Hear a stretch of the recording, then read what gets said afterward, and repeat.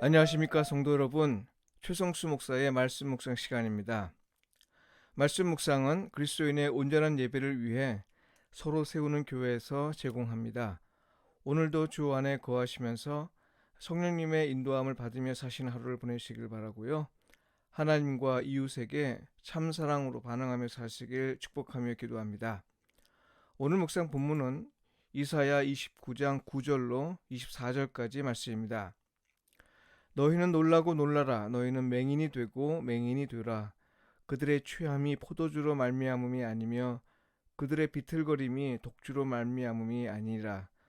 대저 여호와께서 깊이 잠들게 하는 영을 너희에게 부어주사 너희의 눈을 감기셨음이니 그가 선지자들과 너희의 지도자인 선견자들을 덮으셨음이라. 그러므로 모든 계시가 너희에게는 봉한 책의 말처럼 되었으니 그것을 그를 아는 자에게 주며 이르기를 그대에게 청하노니 이를 읽으라 하면 그가 대답하기를 그것이 봉해졌으니 나는 못 읽겠노라 할 것이요. 또 그 책을 글 모르는 자에게 주며 이르기를 그대에게 청하노니 이를 읽으라 하면 그가 대답하기를 나는 그를 모른다 할 것이니라. 주께서 이르시되 이 백성이 입으로는 나를 가까이하며 입술로는 나를 공경하나 그들의 마음은 내게서 멀리 떠났나니 그들이 나를 경외함은 사람의 계명으로 가르침을 받았을 뿐이라. 그러므로 내가 이 백성 중에 기이한 일, 곧 기이하고 가장 기이한 일을 다시 행하리니 그들 중에서 지혜자의 지혜가 없어지고 명철자의 총명이 가려지리라.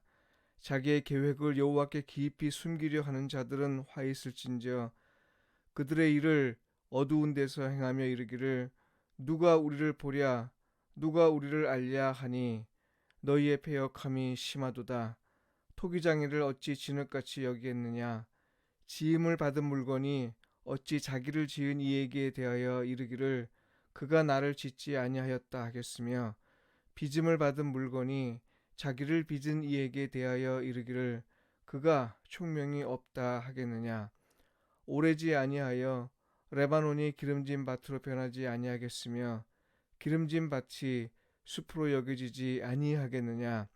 그 날에 못 듣는 사람이 책의 말을 들을 것이며 어둡고 캄캄한 데에서 맹인의 눈이 볼 것이며 겸손한 자에게 여호와로 말미암아 기쁨이 더하겠고 사람 중 가난한 자가 이스라엘의 거룩하신 이로 말미암아 즐거워하리니 이는 강포한 자가 소멸되었으며 오만한 자가 그쳤으며 죄악의 기회를 엿보던 자가 다 끊어졌음이라. 그들은 송사로 사람에게 죄를 씌우며 성문에서 판단하는 자를 올무로 잡듯하며 헛된 일로 의인을 억울하게 하느니라. 그러므로 아브라함을 구속하신 여호와께서 야곱의 족속에 대하여 이같이 말씀하시되 야곱이 이제는 부끄러워하지 아니하겠고 그의 얼굴이 이제는 창백해지지 아니할 것이며 그의 자손은 내 손이 그 가운데서 행한 것을 볼 때에 내 이름을 거룩하다 하며 야곱의 거룩한 일을 거룩하다 하며 이스라엘의 하나님을 경외할 것이며 마음이 혼미한 자들도 총명하게 되며 원망하던 자들도 교훈을 받으리라 하셨느니라. 이는 주님의 말씀입니다. 아멘. 입술로는 공경하나 마음은 떠난 사람들. 이 제목으로 말씀을 묵상하겠습니다. 오늘 본문을 보니 하나님은 참으로 놀랍고 기이한 일을 행하십니다. 하나는 입술로 하나님을 공경하고 마음이 하나님에게서 멀리 떠난 사람에게 행하시는 일이고요. 다른 하나는 지도자의 타락으로 고통을 겪는 중에도 하나님 앞에서 그 마음을 지키는 사람에게 행하시는 일입니다. 이걸 말씀하시면서 이사야 선지자는 우리는 어떤 사람이어야 하고 또 어떻게 살아야 할 것인지 결단할 걸 촉구합니다. 성도 여러분, 입술로 하나님을 공경하는 사람은 누구입니까? 어떤 사람입니까? 전통에 따라 하나님을 예배하는 사람이죠. 몇십 년 신앙생활을 해왔고 또 모태신앙이라 예배하는 일이 지극히 자연스럽고 당연한 일입니다. 입을 열어 하나님을 찬양하고 심지어 하나님이 행하신 일들에 관해 증언도 합니다. 마음이 하나님에게서 멀리 떠난 사람은 누구입니까? 어떤 사람입니까? 네, 하나님을 예배하되 자기 뜻대로 하는 사람입니다. 교회에서는 열심히 예배하는 모습을 보이지만 정작 삶에서는 마치 하나님 없는 듯이 자기 뜻대로 삽니다. 하나님의 말씀이 내 삶에서 어떻게 나타나야 하는지 이에 관해 고민하지 않습니다. 그저 자기 마음 가는 대로 삽니다. 마음은 감정과 생각과 의지를 가리키죠. 감정에 이끌리고 생각하는 대로 그리고 몸이 움직이는 대로 살아갑니다. 거기에는 성령님이 주시는 감정과 생각과 의지와는 아무 상관이 없습니다. 말씀을 읽지도 듣지도 않을 뿐 아니라 남이 자기의 잘못을 지적하는 걸 아주 싫어합니다.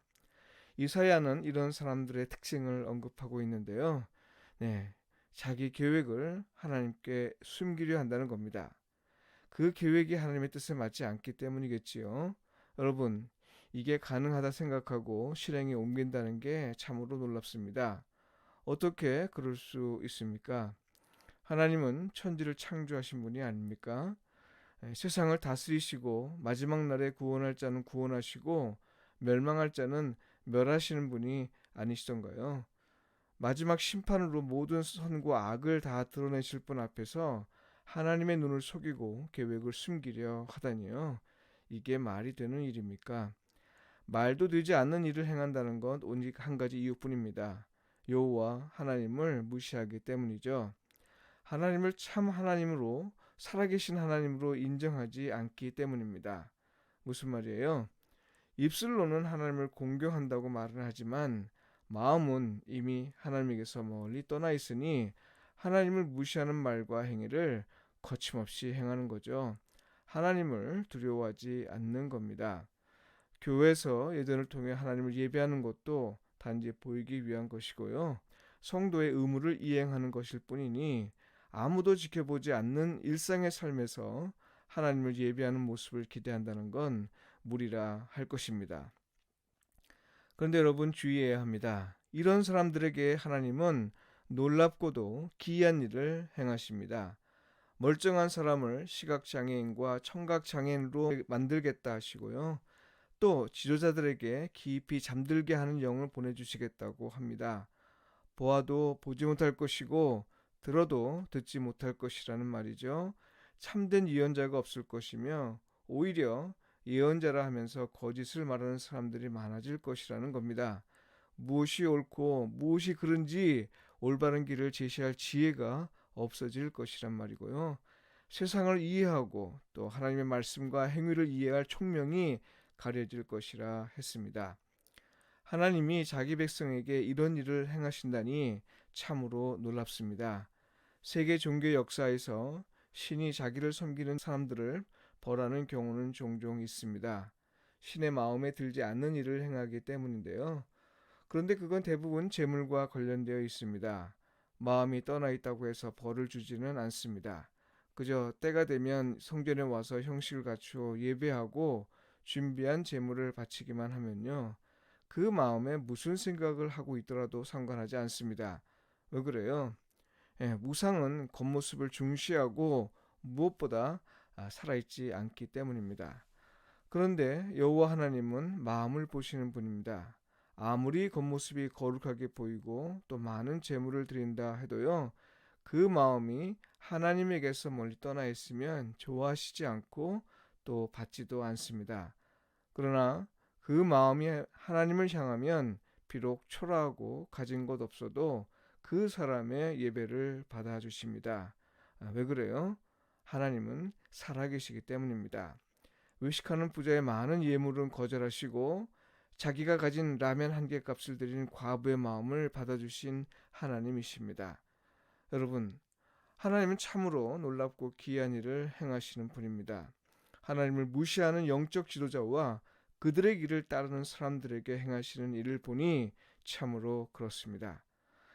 그렇다면 비록 영적 지도자의 잘못으로 고통을 당한다 해도요. 끝까지 하나님을 경외하며 거짓없는 마음으로 성전에서와 삶에서 하나님을 온전히 예배하는 사람에게 하나님이 행하시는 놀랍고 기이한 일은 무엇인가요? 네, 하나님이 역사에 개입하셔서 당신의 뜻을 이루시는 겁니다. 사람들이 예상하지 못하고 상상하기 어려운 일을 당신의 백성을 위해 행하시는 겁니다. 청각 장애인이 귀가 열려 있는 사람도 들을 수 없는 봉인된 하나님의 말씀을 들을 것이고요. 시각 장애인은 남들이 보지 못하는 하나님이 행하시는 일들을 볼 것이라고 합니다. 겸손한 자는 기쁨이 더할 것이고 가난한 자가 기뻐할 것이라 했습니다. 무엇보다 하나님의 거룩하심에 합당한 삶을 살 것이라 했습니다. 지혜가 돌아오고 총명이 회복되어 하나님의 말씀과 행위를 깨달아 알게 될 것이라 했습니다. 여러분, 이건 뭘 의미해요? 하나님은 마음이 순결한 자에게 놀랍고 기이한 일을 행하시면서 그들이 삶에서나 성전에서 하나님을 참으로 예배할 수 있게 하신다는 말입니다. 예배가 온전한 예배가 회복된다는 말이죠. 성도 여러분, 우리는 입술로 하나님을 공경하나 마음은 하나님에게서 멀리 떠난 삶을 살 수 있습니다. 이렇게 살아도 마지막 때까지 하나님은 간섭하지 않으실 수 있습니다. 요한계시록에 그렇게 기록되어 있거든요. 선을 행한 사람은 선을 행하고 악을 행한 사람은 악을 행하라. 네, 그렇게 놔두라 했습니다. 마지막 날에 심판하실 것이기 때문이죠. 그러나 이에 비해서 우리는 거짓 없는 마음으로 하나님을 예배할 수도 있습니다. 마지막 때까지 어려운 일을 보낼 수 있지요. 이 두 종류의 사람에게 하나님은 놀랍고 기이한 일을 행하십니다. 성도 여러분, 우리는 어떤 삶을 살아야 할까요? 네, 결단하는 가운데 오늘 하루의 삶을 은혜 안에 사시길 축복합니다. 기도드리겠습니다.